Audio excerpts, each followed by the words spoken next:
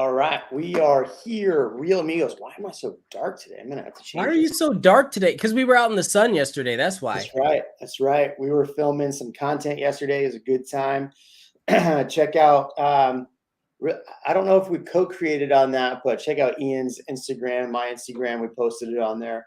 Pretty fun video. We got another one coming out. It's going to be fun as well. So, yeah, man. Hey, so I'm glad for everybody tuning in tonight.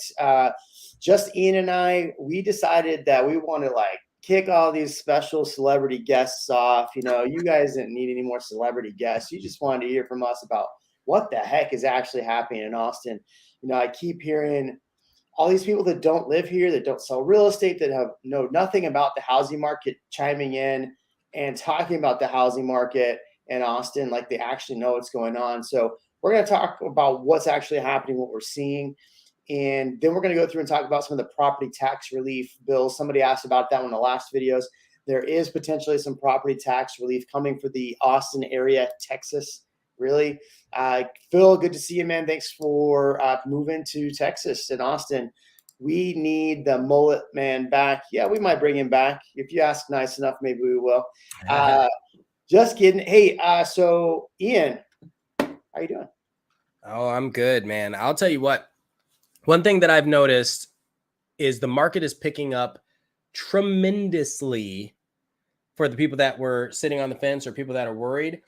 However, there's still a lot of houses that are sitting on the market longer than normal. So we're seeing this kind of weird battle back and forth. And so that's super interesting. But I'm getting calls left and right off the hook. I need to do this. I need to do this. I need to make some moves. Yeah. Yet we have options that for these houses that are sitting on the market 30 days, 100 days. Like what? So it's interesting. Yeah, you know, you're right. I think there's a real dichotomy of what's actually happening in Austin. So I put a video out the other day about this, and legitimately, just a short. The moment after that, the next, I put it out, it posted. The video that came up after that was that one I can't even say the word. It's like a blasphemy to say that word, right? You get canceled for saying that word on here. But basically, it was like him doing a short saying, 35% of properties are price reducing in Austin, Texas. So that means that sellers are worried and they're frantic and they're freaking out. And I'm like, says the guy that lives in Dallas that is renting, never purchased, knows nothing about the housing market. And then I saw Bigger Pockets video today talking about Austin as well. And in that video, they were talking about, you know, just the data. And what confused me, and I want to talk about both of these and get your opinion on both of these. What he was talking, here's the problem I think that most people run into when they look at the Austin data. I think the only person that does an outside perspective view is Jason Walter. Does a fairly good job on his because he actually breaks down the inner data. So here's two things that are happening with the data that comes out. Number one, you're looking at year-over-year data. Really, we need to focus on both. Year-over-year is important to understand, but also look at the month-over-month, right? Because a year is a long set of data points. And if you're looking at what's happening now as far as mortgage, you look at mortgage applications, right? 1 week they're up crazy, you know, and then today, what is it? The interest rates dropped down to 6.16 today, Ian? I can't hear you. What happened? I broke it. Yeah, like 6.4. It depends on what you're financing. If it's conventional, 15, 30, whatever. So down to almost below 6%. I know a lot of realtors are putting out videos about that today. I'm always hesitant to run out and put a video about interest rates because they'll go up tomorrow. I was going to say that same thing. Yeah, that's such a temporary change, a temporary shift for a long-term asset. Right. So I want to address. So I want to talk about the deeper pockets, but I also want to talk and address the 35% price reductions and sellers freaking out. Now, when we look at this data, there's 9,600 homes on the market as of right now. That's a lot of inventory for Austin because we haven't really seen that much inventory until really the last half of last year. And that's actually down. If you look at as far as the inventory peak, the inventory peaked out around 10.5 units. And we're down to 96. Now that's for our entire MLS. And my biggest issue when people look at this, go ahead. With that, how many months of inventory is that though? Right. And thank you.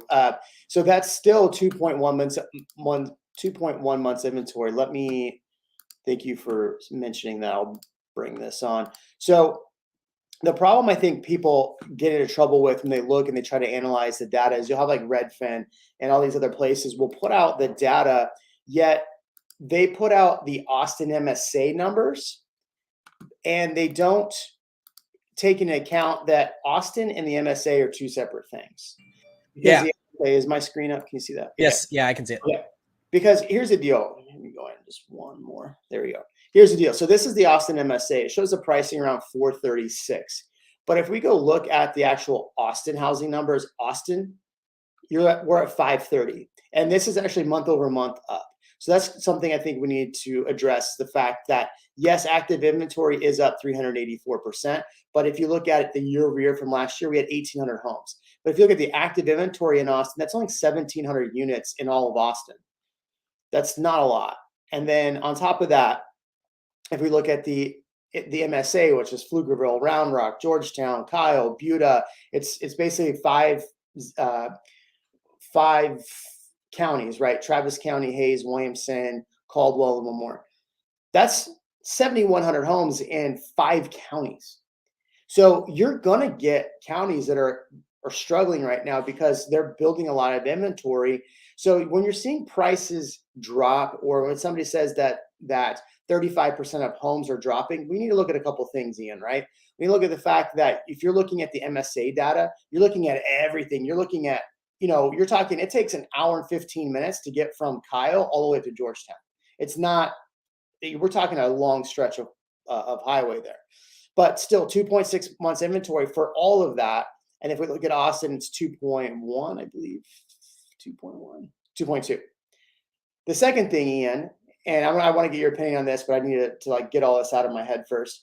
The second thing is that 35% price drops. I went through, Ian, and I thought it was hysterical because I looked up and found that over 40%, almost 40% of the inventory on the market right now is new construction. But here's what new construction's doing. They're increasing and decreasing, increasing and decreasing, increasing and decreasing.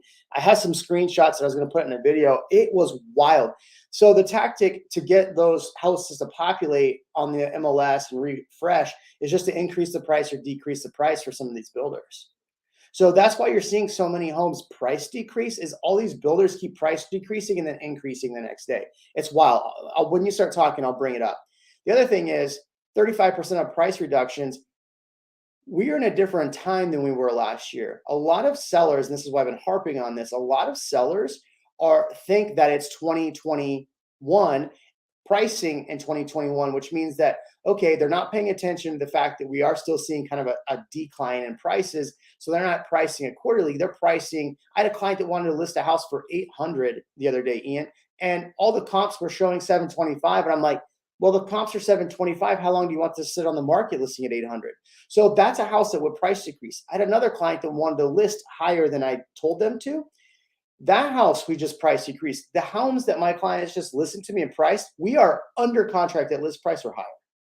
So I want to get your take on that as well, Ian, and I'll pull up that other stat as far as them increasing and decreasing prices. But what do you think as far as price decreases and all of that from this? There's so much there to unpack. So I think the first thing I want to talk about is, if you look at the market right now, based on what's closed and what's newly listed, we have 790 or so new listings, and we have 720 closed listings.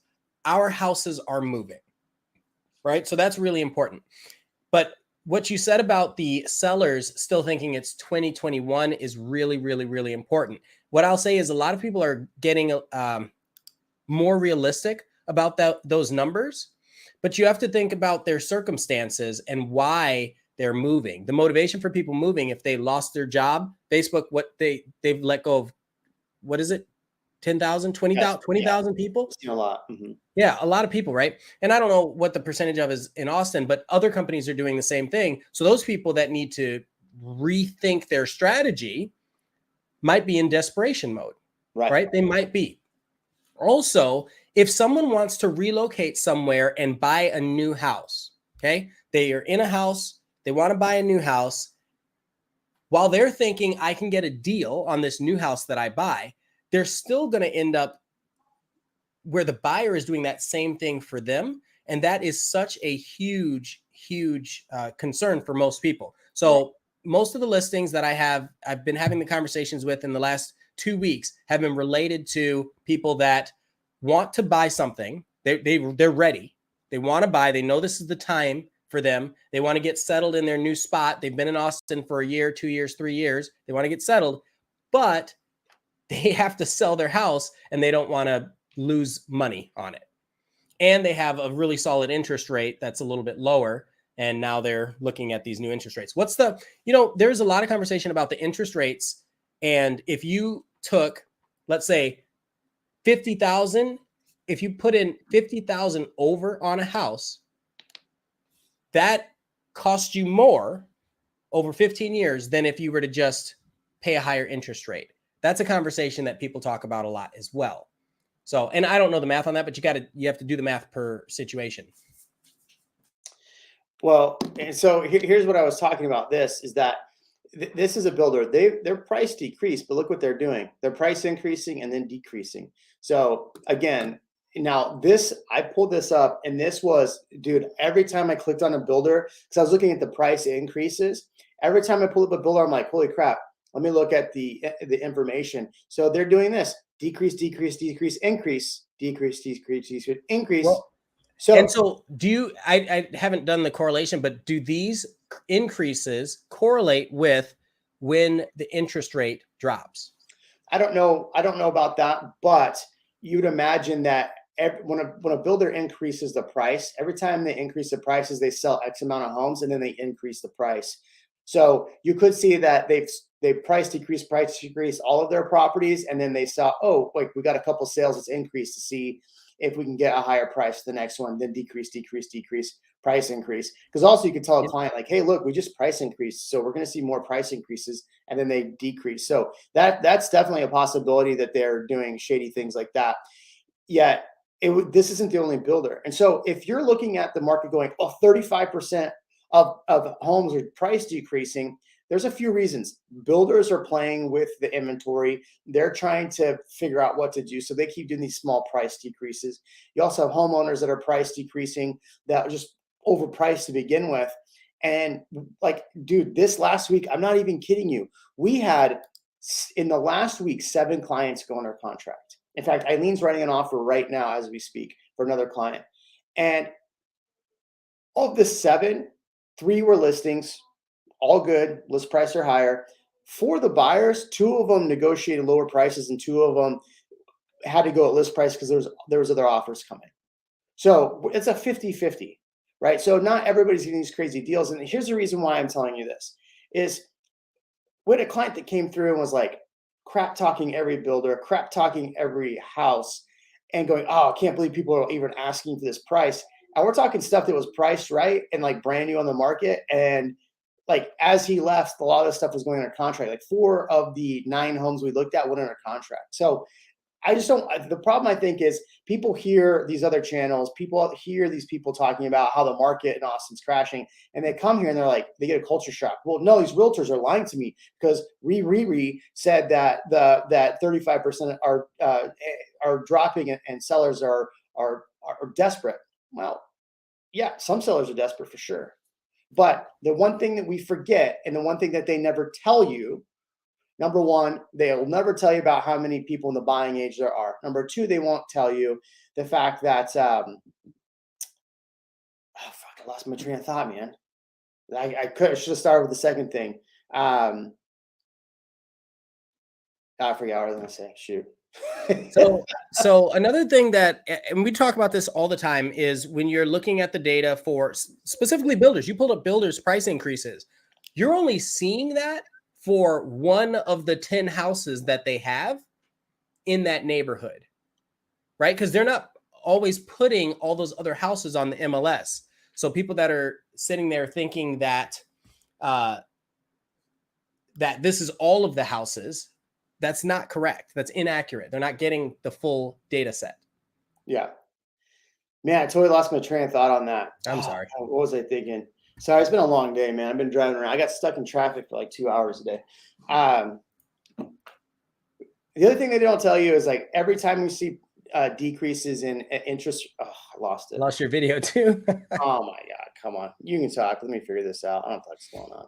Okay, so back to the MSA versus Austin proper. So if you look at any of the major publications or major corporations such as Zillow, Redfin, and just anybody like that, even the builders themselves, most of the time they're talking about the MSA, not Austin proper or the counties themselves or the cities themselves. So all the data is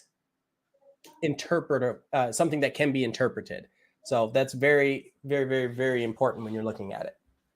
I pulled up homeowner trends that we can look at. I pulled up mortgage rates. We've figured out what those are.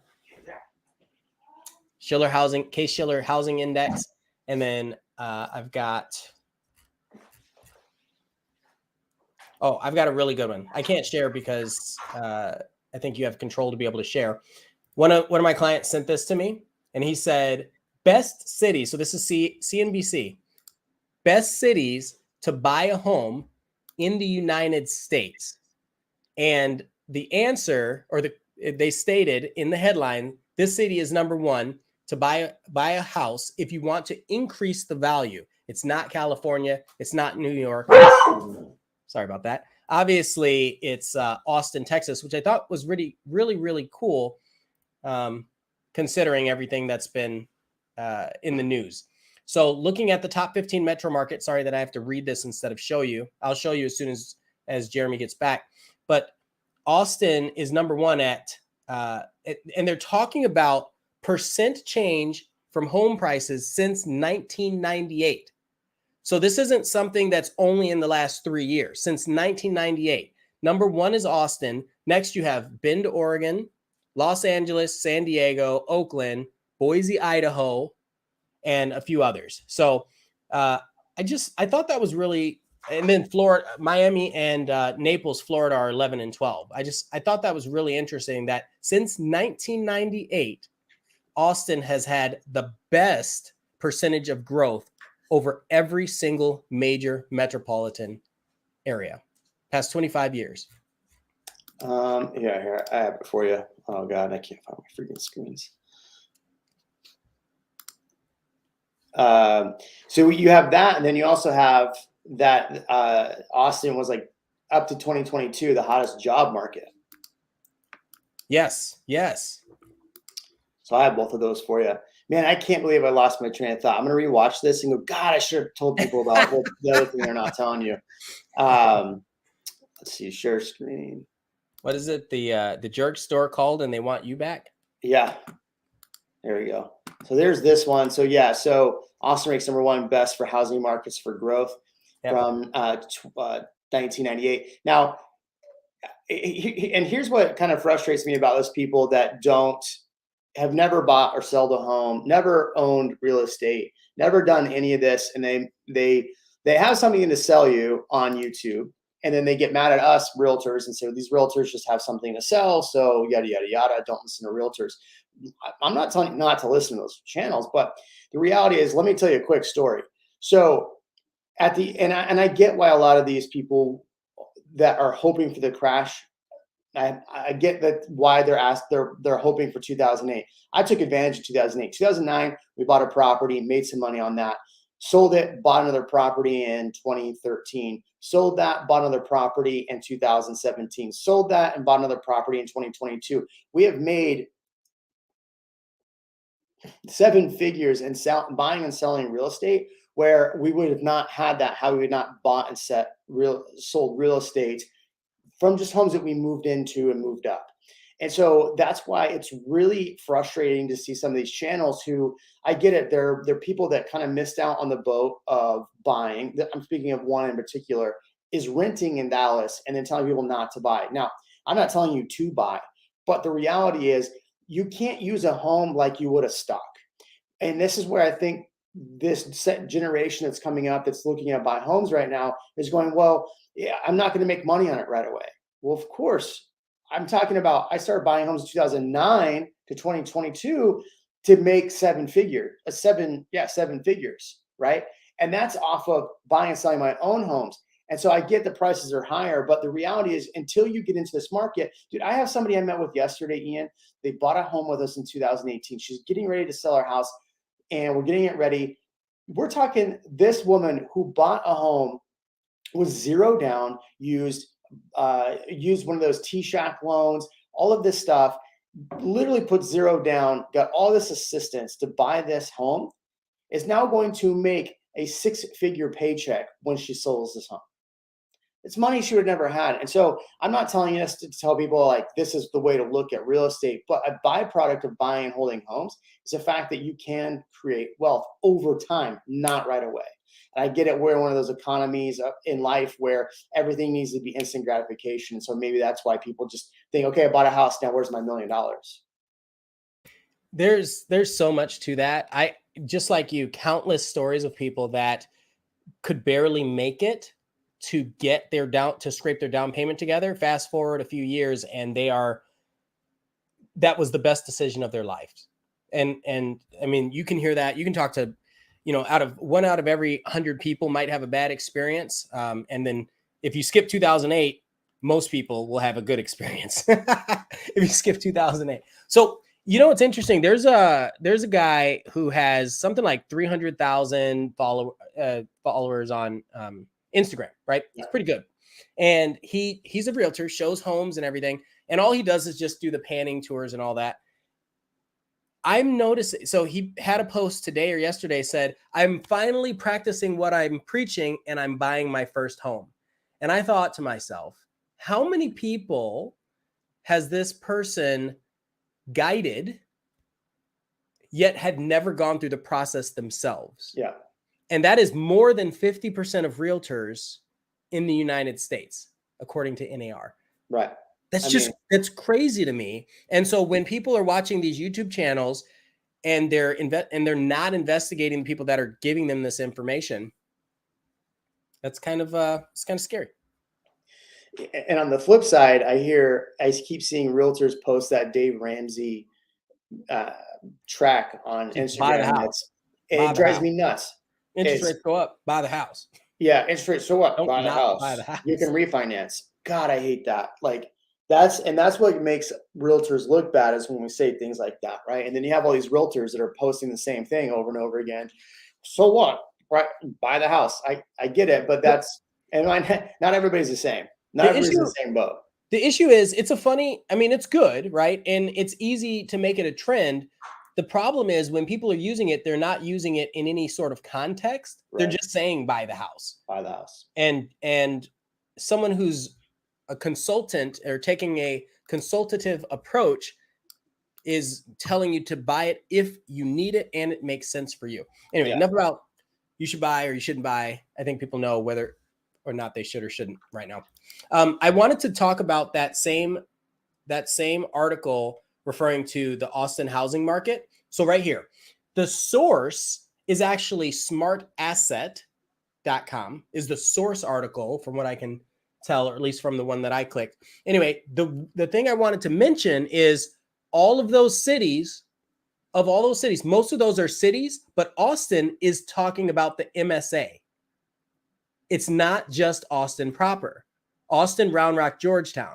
So this is a perfect example of what you were just referring to, where you have this data set and it's talking about how great Austin is, but it's not just Austin. It's the Austin MSA. But all the other cities, Midland is just Midland. Boulder is just Boulder. See? Yeah. Dallas is also roped in with Irving and Plano. So they did it too. San Antonio is with New Braunfels. You see, like they're playing these games with the data. Well, right, and that's like saying that that when you look at Dallas data, that Dallas data is all the same, all of it's the same. Well, it's not, because you have Dallas, you have Fort Worth, you have Prosper, you have all these subsidiary areas around a bit, and they're all very localized. So if you're going to talk about it, you need to explain and I think this is where people miss, and I don't think it's their fault, because this is the not like Redfin puts out these numbers and they go, oh, look, like I watched this video on Bigger Pockets today, and he's like, look, there's 13,000 homes on the market. I'm like, Yeah. what? I pulled up the data right there. I'm like, it's 9,600 homes. How is Redfin coming out with 13,000 homes for sale? Like, that makes no sense. And then it's saying, something else about it was about the inventory and the prices. And I'm like, but Austin's not that price. Austin's higher. And he's like, well, this is the aggregated data. I'm like, that's the MSA data. That's not the Austin data. Two separate data points. Did he possibly go ahead. Did he possibly misspeak and mean housing starts? No, because that would still be, no, it just said inventory. So, but he's pulling data from Redfin. So what I'm saying is, like, when you're pulling data from these other sites that are like Redfin, Zillow, all these other sites, you're not actually getting from the actual source. You're getting kind of like just secondhand data. And so that's what I don't like about when you look at other channels that pull that same information. That's why I love what Jason Walters says. At least he's being honest about it, because he's showing you the month over the month. He's showing you the year over the year. He's showing you everything, and he's pulling it directly from Able.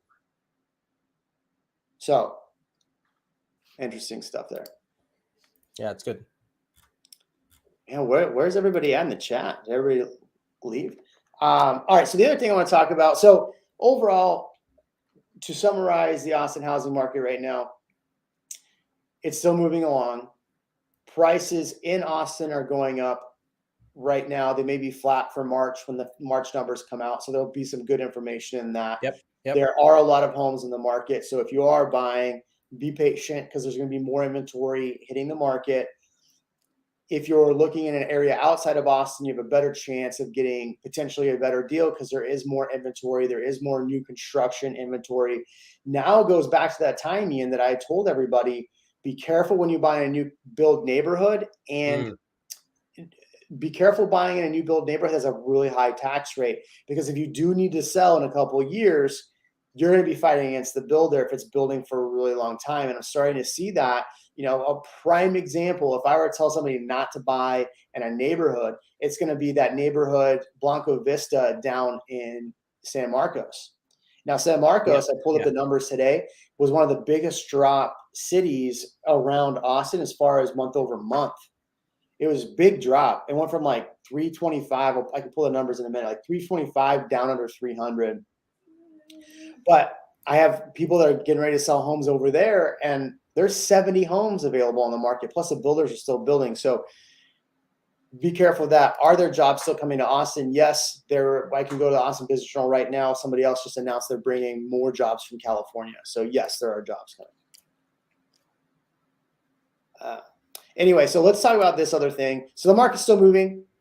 So be patient. If you're a seller, make sure you price your home. I mean, that's the three things I can tell you about that. The other thing I want to talk about tonight is the fact that Texas is talking about doing the Texas Senate passed a $16.5 billion package to lower property taxes. It still has to get voted on. So we'll talk about this in a second. Ian, did you read into this at all? Sorry, I was pulling up labor force. I've got it shared on the screen. Oh, labor force. That's fine. Would you No buy worries. in Treviso right now? Am I getting trolled, or is this an honest question? Would you buy a home in New Braunfels or Bastrop as an investment property? So New Braunfels is. Oh, I don't know if I want to answer that question. Okay. I was going to say interesting, and then I was going to go into more, but. No, I feel like we give out too much free information. I get people that call me and they're like, "Hey, Jeremy, I just want to know what I should negotiate with this builder to get a better price," and they don't even want to work with me. I'm like, "Why would I give you free information?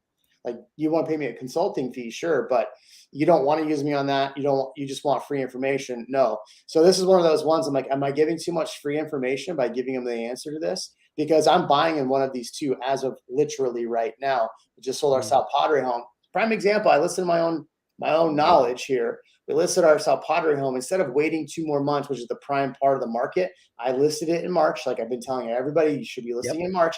We went under contract in a day Yep. And now there's 7 more homes on the market, very similar to ours, same price Yep. range. They're all sitting there. Less competition, and you probably priced it very well, Yep. knowing that you were going to get that kind of those kind of results. Yeah, absolutely. What is this that you're adding here? Oh, it was just the jobs. Oh, jobs. Employment. I mean, there's no real dip, really. So you've got a little. Yep, you're good. So the question was just, are there jobs still coming to Austin? So obviously there were a ton in 2020, but they're still growing. Okay. So I want to get to this. So Senate passed a $16.5 billion package to lower property taxes. So in this, there's a lot of information here. So there's like 3 different sections to this. So basically there was $33 billion kind of sitting in the side from collected from property taxes. So the biggest part of what is collected in taxes right now goes to schools. Yet a lot of what we have happen is it's the largest part, but these schools still pass more bonds to get even more money. So you're paying, and then they take that over to the CAD and they go, hey, here we go. We want to raise more taxes, so raise more taxes. So there's 3 sections of this that will help with property taxes. And one of them is highly contested. Now, when people get upset about Texas, they always blame Republicans for everything. Yet the 3 parts of this were all, if you read right here, it was a great testament to Republicans and Democrats working together for all their constituents. So both sides heavily voted for this. One part of this bill that they're talking about. So overall, it's only going to drop our taxes $500 a year, maybe. Yeah, $300, $500 a year, like not even worth. It's negligible to most people. And I read a second article about this, an opinion piece, and I'm actually asked this person to come on the channel, so I'll let you know if they do. But they're talking about how part of it is that they're giving more exemptions for homeowners. So basically you can try to deduct a little bit more, and it's only going to drop it down. This said, if you go from $40,000 to $70,000 bump, and seniors get $20,000 as far as what you can, if you have a homestead, how much you can claim off. It's only going to save seniors $227 and regular people like us $341. So it's really not that much. But what they're going to do is take part of this $16 billion, give it back to not really give it back to homeowners, but fund the schools with it. Some pushback on this is the fact that over the next few years, we may not see the same income in taxes and sales taxes to offset this. So it might become a problem. So there was that. The second thing is part of it, and this is the one that's a little bit contested, is SB4. Let me get to it. So SB4 is an effort to lower the property tax wealthy districts. So here's what happens right now. We have a thing called Robinhood. So what happens is that, let me go back to the opinion piece real quick. So the opinion piece says going from 40 to 70 doesn't actually help, because what it does is it increases the property taxes for businesses and increases the property tax for investors that purchase homes. So that actually doesn't really reduce taxes by doing that. It causes people that have rentals to go ahead and sell their rentals. Now, so there's a lot of pushback on that. And this is what somebody said. So I'm trying to get this person on.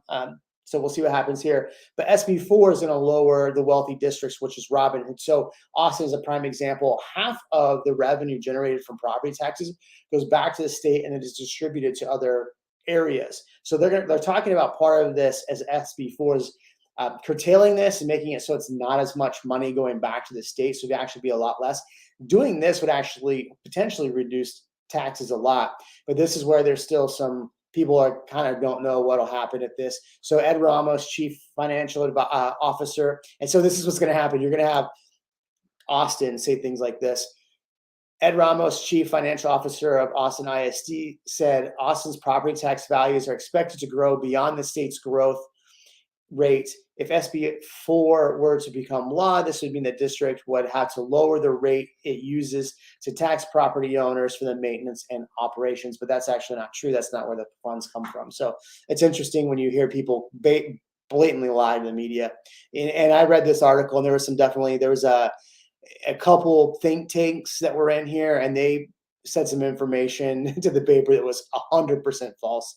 So curious, I'm curious what you think if this will actually reduce property taxes and help. So let's talk about if they do it, if they increase the taxes and an investor has the taxes, they're increasing how much you can deduct from your homestead. Yeah, they're reducing it. They're trying to reduce the taxes overall, and some people are saying it's just not enough. Right. Well, it's nothing. So they're not reducing it enough. But I wanted to go back to the investor portion of it, because you were talking about investors that have these houses, they're probably going to sell. And I'm thinking to myself, but if the investors have a lot of equity in the home, if they have a lot of equity already, and they're not like in a desperation mode, then maybe they won't sell. Maybe instead they'll just raise all the rents, right? Like if you have a house that's paid off, I'm sure, I mean, it sucks. Your property taxes are going to go up. You're expecting to cash flow a certain amount, but you're not going to sell. You're going to wait it out. You're going to increase the rent and hope that you get that, right? So they're not fixing the issue that way. Right.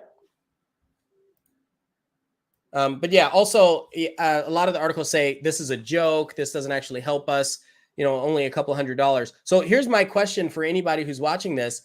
What would be a substantial, what would be worth it for you for a decrease in your annual property tax? So if you're currently paying $15,000 a year annually, we know $200 isn't going to do it. What's the number that would do it for you? And don't say 15,000. We know it's not all of it. You have to pay property taxes, but what is the number that would make this worth it to you, or that you'd hope to see?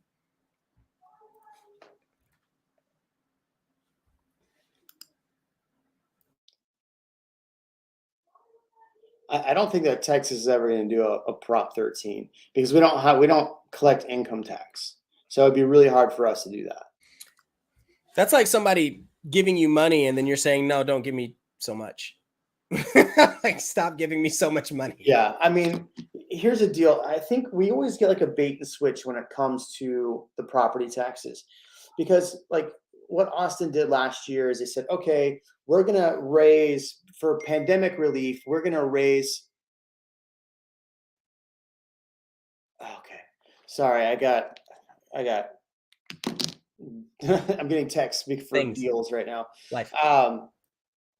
So it's kind of a bait and switch. So what happens is that they will, instead of lowering that amount, the 40,000 to 70,000, what they'll do is they'll reduce the taxes and go, hey, by the way, we reduced the taxes a little bit on this. So you're welcome. It's going to save you money. But then the CAD comes out and they go, oh, but we're going to raise the value of your home. So it actually doesn't do any good. Zero. Does nothing for you. It's just, if they kept it at the current tax rate, what would end up happening is the fact that they would collect way too much money. Then they'd have an overage, basically like what the state did with income taxes. The tax law limit change would be more beneficial to me. If I was paying $15K, I would want $10K. I agree. Yeah, that's reasonable, right? Yeah. From $15K, maybe get 3,000 or 4,000 back. But you're only going to get. And that's the problem. Is this is something that we've talked about, and I've tried to warn buyers when they're buying these new construction neighborhoods at 3%. Is that when you buy a new home, the taxes are not set. The rate is what it is, but the valuation of your home is not set. So if you bought a home for, let's say, $500,000. The tax district doesn't know what you paid for it, so they're going to go, oh, your house is $600, so here's the taxes. And you go, no, I paid $500. Okay, the problem with that is now you just gave them, it's a non-disclosure state. You just gave them what you bought the home for, and on top of that, now you're actually getting the taxes right at the value of the house. You want the tax assessed value of your home to be as low as possible. You want it to be low. If I had a $500,000 home, I would want the tax value to be $100,000. I would not want it to be $500,000, because now what you thought was going to be $7,000 or $8,000 in property taxes is $15,000 based on those numbers. Right. And so, like, just to put it into easier math for people that are saying, so like Phil, you said 3,000 to 4,000 back. Let's split the difference and go 3,500. You get 3,500 back. You're saving $300 a month. So if $300 a month is, if that's a good savings for you, then I think that's a good number for most people. I think that's a good number for a lot of people. That's an extra car. Well, it's half a car payment now, I think. I don't know. I haven't had a car payment in 15 years, but I think it's half a car payment. So the state revenue doesn't come from property taxes, to my knowledge. The state revenue comes from sales tax. So that's largely where it comes from. The municipalities is where the money goes back to. So the only thing is that depending on where you live, Austin, Houston, Dallas, San Antonio, I live in Dripping Springs. Half of our revenue for our schools went back to the state, and then that gets collected and then distributed to other like lower income areas. Now, the thing is, now if you drive by one of these like lower, I guess, income areas, you go buy this big, beautiful stadium worth $50 million. Where do they get that from? Well, from recapture. It's kind of funny. It's kind of funny to be driving in the middle of nowhere and you see this like $1 billion stadium that just Hutto. And you're like, what the heck? Hutto, yeah. So I wanted to pull this up. It looks like it's older data, but it still gives kind of a good indication. Look how much money they get from lottery. But it's just kind of a breakdown of where Texas gets a lot of his money. So just like you said, sales tax is primary. License fees, fines, and penalties. I was just talking about this the other day about how, we've got our electric vehicles and we still have to pay an emissions tax. Still have to do our emissions test because they make a lot of money off of this. And unless they start taxing the roads, they're just gonna, they'll bleed money. They'll lose money. Yeah. Motor vehicle sales tax, fuel tax. So they're losing. So with electric vehicles, they're losing the fuel tax. They're losing some of the fees. Cigarette, alcohol, tobacco. That's kind of interesting. Alcohol is obviously big in Texas. Oil production is big in Texas. Lottery, never would have pegged that one as being that important. So, and I don't know how much this has changed. Obviously, this is older data, but I think it's good to see. So I keep going. I'm trying to respond to a client. Sorry. That's all right. What was another thing we wanted to talk about? So let's see. The state tax argument is a bit weak. Out of all states that don't have state tax, Texas has the highest property tax. Yes, and Texas has a lot of people. Well, not as many as California, but it also has a lot of industry to support, is how I'll say it. There's a lot of growth. There's a lot of things that they can use the money for. And so I'm not saying it's right. I'm saying they're leveraging it. You see how fast, you see our rate of growth, right? And I think that's important, an important consideration. I don't know how frequently they have to fix the roads, but it seems like it's literally every day that they have to do that. So Phil says you can lease a Tesla Model 3 for about $350 a month. Very cool. Oh, that's good to know. So yeah, so you'd be able to lease a car, a nice car, if you saved $4,000 in property taxes a year. But what we're saying is that right now you're saving $300 annually. Right. Well, yeah.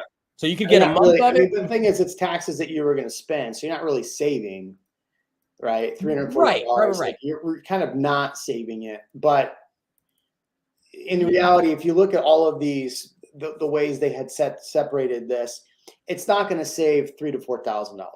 Like a prime example, people in my neighborhood right now are spending $18,000 a year in property taxes. It's not going to drop at $5,000. It's going to drop at 800 maybe. Right.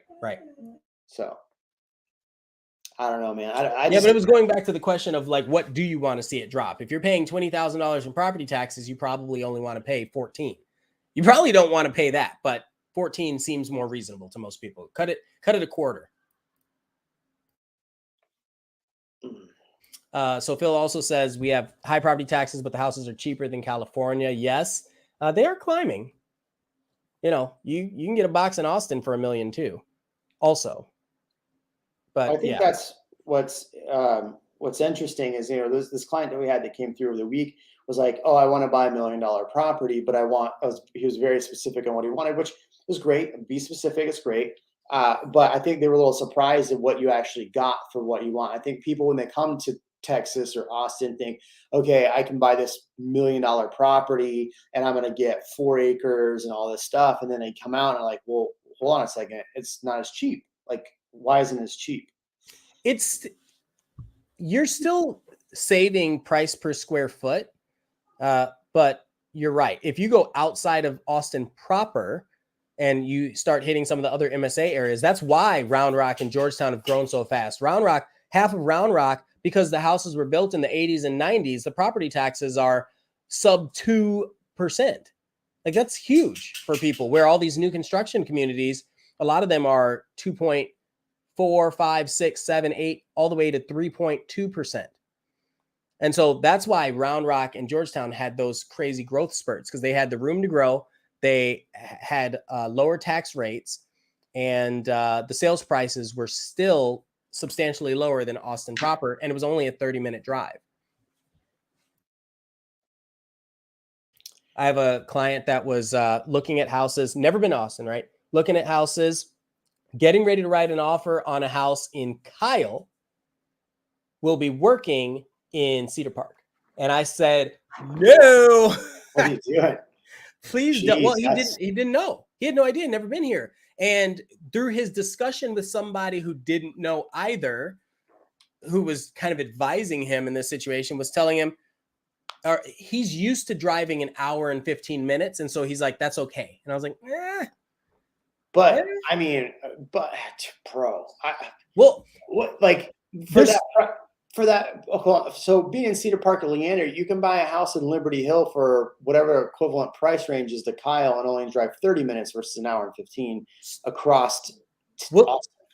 There's your savings right there. There's your few $100s a month savings just from gas, if he's driving a gas vehicle or wear and tear on your vehicle. So Alex asked if they would ever impose an income tax, and Phil says income taxes penalize you for working hard. I'd rather pay property tax. I mean, I guess that's fair, because you could buy a home well below your means and save money on property taxes too, and you'd save a lot of money just in general on a monthly, mortgage, or maybe you bought something cash. So, I mean, it's a fair point. It's a fair point, Phil.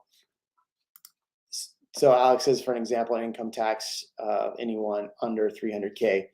I mean, yeah, you gotta understand, people in Texas make a lot more than that. Yeah, I gotta take this call. Sorry. No, you're good.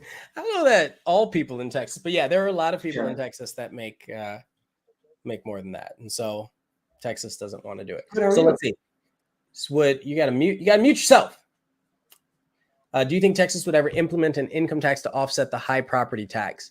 I hope not, for the same reasons that Phil said. It's furious because I think it was the master bath. It was still running, and then I don't know what happened with the ceiling, but the ceiling. All right, I'm gonna pull up. I can't pull it up. I can't show you what I wanted to show you. I was gonna pull up a house and see what what we can get for $1 million right now. Okay, but the crack in Austin proper, price per square foot. Okay. Huh. I know. There we go. Okay. Yeah, but they were saying that the damage to the ceiling had not been there before. So there's some good stuff in here. So let's see. So I'm looking at price per square foot. Let me start with that. Right. So $300 to $400 to almost $800 price per square foot. So 1B, these are, so let's go with that. Let's look this up. Okay. So this is 975 square feet for almost $730,000. Right. Let's talk. Okay. Let's look at the property taxes for it right now. Built in 1946, remodeled. They're going to have information for me. Less than a quarter acre. You get 2 beds, 1 bath. All right. right? Property taxes though the rate is 1.9, which is really good. No HOA, but your estimated tax at that price point or estimated tax is still $10,000, right? And so this is kind of what we're talking about. You're paying $10,000 for 900 square feet on this home in Austin proper. So again, comparing this to somewhere like California or New York, it might not seem like such a big deal, but if somebody's coming from California thinking, well, I can get, 2,500 square feet for the same price in Austin, it's not necessarily true. For the inspector period. So I'm going to pull up a couple more. He didn't step through the ceiling, that there was so much stuff in the attic that it came through, I guess, period. This isn't bad. He said 1960 was at fault 1,700 square feet, period. He almost also $350 per square foot. Tax rate 2.17. Wood. So for people that do or don't understand this, just remember, you take his number and said to give him a call. The price you're going to pay for the house times this to get what your taxes will be, right? And so if you submit an offer on this house at $600,000 and they take it, that's what you want the tax rate to be assessed at. They won't. They'll do their own assessment. But if you were getting assessed at $600,000, you figure out what's 2% of 600,000, and that's how you come up with your actual tax. And that is not including things like homestead, which is what we were talking about earlier. You have your homestead exemption, which gives you 40 to 70,000 off, something like that. And then you have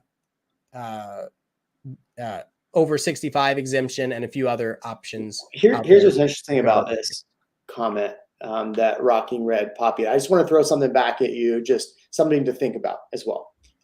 So he says Texas doesn't take into account that seniors don't have an income to offset the property taxes. Some provisions need to be made for seniors on Social Security. So one thing I will say is that if everyone that moved to Texas got 65 and over an exemption, they would have never paid taxes in Texas. So they automatically get the benefit of having a 65 exemption without ever paying taxes or giving into the taxes or any of that. So it's something to think about. I'm not saying that's right or wrong. I'm just saying that people that move here and buy a home, they're getting hit with the largest part of the tax burden, not seniors. And on top of that, people that buy investments and business owners foot the largest part of the tax burden as well. So seniors definitely do get a discount. I get that not every senior is going to have an income. Yet that's, I can't help you with that one. But there are some situations where people move here. And the other thing too is in this state, if you're a veteran, 100% disabled vet, you don't pay property taxes here. I've had a bunch of those situations. So let's talk more about the senior thing. I don't know this, but I'm thinking when it was written originally, or when they were doing this, they were thinking, well, people are going to live here. They're going to buy their house. They're going to pay off their mortgage. And then they won't owe a mortgage, and all they're paying is property taxes, right? And because they have a homestead exemption early on, their assessed value at this point is like $200,000 on a $700,000 house. And then they have an over 65 exemption. They were writing the rule to that type of person. They were writing the taxes to that type of person. They haven't changed with the times, but that made sense for that type of person. Could you hear my whole conversation about? Yeah, I was trying to tell. I was like, stop. I'm waving over here. That's funny. That's funny. So I just realized that for whatever reason, the audio was coming from my computer, not my mic the whole time. So it's probably the audio. I don't know if the audio has been bad, but that would be why that was. That's hysterical. Yeah. So an inspector damaged my seller's home, and it was like, oh, I didn't do anything. So I had a listing that closed yesterday, and the agent texted me. She goes, "Did you know the fence was missing?" I was like, "What do you mean missing?" And she sends me a picture, and like 3 panels are just gone. They're not even. It's not blown over. They're just gone. Like somebody needed panels to fix their own fence and came and took it. And she's the buyer's agent. I'm like, what am I supposed to do? I don't know what to tell you. Well, it That's wasn't my funny. seller I because they're wonder not if here. somebody took it like, oh, mine blew down in the wind. Let me take. Hey, That's there what was it seems strong like. wind that just came through today too. So like really Yeah. strong wind. Yeah, but it's just like as it was closing, really. Yeah. Well, I mean, if nobody lives in was it a vacant house? It was vacant. They've probably been watching it. Yeah. It was a long escrow period intentionally. So all of those things. So somebody was like, this is my chance. That's crazy. That's crazy. That's crazy. Can you imagine you buy a brand new house and you go into your backyard and half the fence is missing? So now if you have dogs or kids or whatever, like that's too bad. You got to get somebody to fix it. Yeah. You know, they say realtors get into real estate for having an easy schedule and all that money they make. So your phone call proves that, you know, you don't. I mean, look, it's 7:30 at night and I'm dealing with almost 8 o'clock. I'm dealing with issues on listings. You're dealing with stuff. Eileen's in the other room negotiating. It was Sunday night. Eileen was negotiating 2 deals at 9. I was taking an offer at 9 o'clock. Saturday night, she was up till 11 negotiating a deal. So yeah, I mean, all that free time that we have, you know, all that work-life balance, eat, pray, love stuff. All right. It's been an hour. I got to get out of here and deal with stuff. Ian, thanks, man. Always good All right. talking to you, man. Thanks, everybody. See y'all.